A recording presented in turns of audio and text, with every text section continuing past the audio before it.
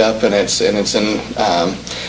in bad shape, and we need to do something about those roads. So that's a visible thing, but of course there's that invisible infrastructure that's underneath that road, underneath the ground, that we can't see, and we only know about it when those things go wrong, like those water main breaks or whatever that might happen. And I remember seeing a film about this very thing, where a lot of cities might focus on a bridge, because a bridge is, we don't have a bridge, but we have, a visible infrastructure there, and we can tell when something like that's in disarray and in need of repair. But yeah, when we're talking about our underground infrastructure, something that may have been there for 10, 15, like you said, years, and is terribly outdated. Of course, computers, they of course outdate probably by the time you unbox it, so yes. That's always a problem. So you're doing a lot with the technology that you have. Of course, could be more efficient with better technology, could be more efficient with more full-time staff. So of course the city is, all I'm hearing about is exhausting all those reasons, those usages of saving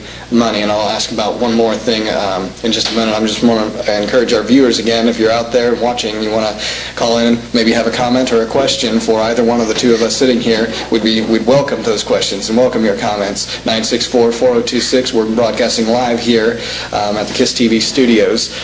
So let's talk about another cost-saving measure we've talked about recently, and we've seen that both UCI and UCO have partaken into, is the shared fuel, the gas savings that we have in collaboration as a school as well. Let's talk about that a little. Yes, we are. A good example is we're saving probably 60 cents a gallon on diesel, and a majority of our, for example, fire equipment, squads, etc., run on diesel. So we have no doubt that we're saving at least 50 cents a gallon, if not 60, 70 cents a gallon on gasoline. Mm-hmm. And that's a tremendous savings. And we're going to continue that. It's a great program.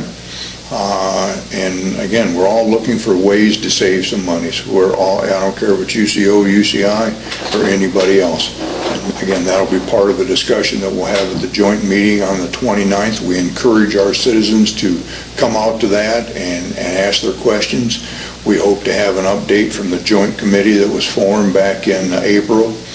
We hope to have an update from the Union City Community Economic Development Committee, Rob Likens, the Chamber of Commerce.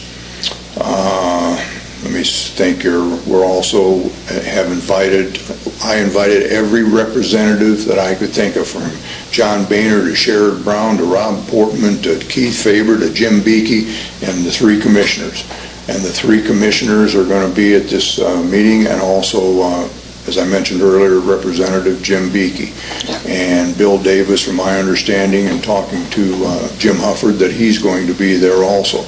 So we're going to get, again, some legislative folks there that can tell us what's going on, whether it be the county, the state, and we can ask them some questions as far as them being able to help us, or why they're taking our income tax away from us and we don't want them to. Right. And that's a good example, if I could just elaborate a little bit on that. When we first started the tax back in '88, Versailles, Ohio administered it for us. Yeah. And they did a great job. Well, I have no complaints about the job that they did. But when we brought it back over here 10, 12 years later, it was much easier for the village. It was much easier for the citizens, because they had to go a couple blocks instead of 22 miles to talk to somebody to work out a payment program or whatever the case may be. Right. And it just worked out for everybody. I mean, we can speak firsthand how much better it is to have hands-on right here in the local community. Much better turnovers on the monies, as opposed to having to wait a week, a month, 2 months to get that next distribution. And it's just, believe me, it's so much better if it's here at the local level than for the state to take it away from us and take a 7% chunk. Right, and so what's kind of happening is, what you're saying is, we have our income taxes, so much is taken out of that, whatever I didn't deduct, of course, but of course, local takes a little chunk, and then it gets bigger as it goes up, right? We got our state level, and they're taking a little bit more of the piece of the pie. Of course, federal's taking plenty from it, and so that chokes out our cities and towns, doesn't it? It just thins out the monies that you're receiving as a city and town, and the Indiana side the same way when it comes to those income taxes. And that's vital information. That's vital revenue that you're in need of to continue on. I know what I want to ask maybe some state representatives, and I know that people have asked, is what is it you're going to do when you've exhausted all the cities and towns that can't afford, our small cities and towns like Union City, Indiana, and Ohio, Versailles and Ansonia and the like, all our small communities, of course, that we don't want to see them go away. We want to see them prosper and continue on and building good homes and building good roads and making good jobs, providing jobs for people. Of course, that's what all our presidential candidates are talking about, is creating jobs, and that's what we are in need of course. And the times have changed. I've noticed, and we all noticed that. But we got to encourage economic growth this way, and I like what I see with the UCI and UCO getting together on these joint council meetings, and those are public meetings too. They certainly are. Every meeting that we have is public, whether it be a Community Improvement Corporation, Village Council, or any of the committees we have. They're all open to the public. Because one of the reasons that our taxes are so high in Union City, Ohio, is simply because our tax base is so low. Yeah. And if you don't have a lot of jobs, a lot of businesses, well, then you have to increase your taxes to get some more revenues. Yeah. And we've been fighting for decades to get more business and more jobs in our community, but it's a challenge. It truly is. And getting back on the income tax real quick, I could guarantee you that the state of Ohio would not want the federal government operating the state tax, sending that to Washington, D.C., like they want us to send our monies to Columbus, Ohio. Right. I can guarantee you they wouldn't want to have everybody send their money to Washington, D.C., and then Washington, D.C., upon occasion, sending that money back to the state of Ohio. Yeah. Guarantee you they would fight that program to the end, just like we don't agree with what they're trying to do with our income tax. Yeah, and everything's going up, of course. Everything we're talking about that's coming from energy, our fuel's going up, and all our taxes that we're paying into, and food costs are going up. I mean, we've got to work together to make economic growth work, and voting is one of the most important things that a citizen can do to make that decision and speak out. We're down to our last 2 minutes here, so again, I want to make a point to call in. If you can get your call in the last minute, we'd be glad to answer it. If not, that's okay. We'll probably have another one of these sometimes, because I like the conversation where it's going. So the last 2 minutes, anything else that you'd like to encourage our community members, both UCI and UCO, to do? What can they do to take action, or however you'd like to finish out? Okay.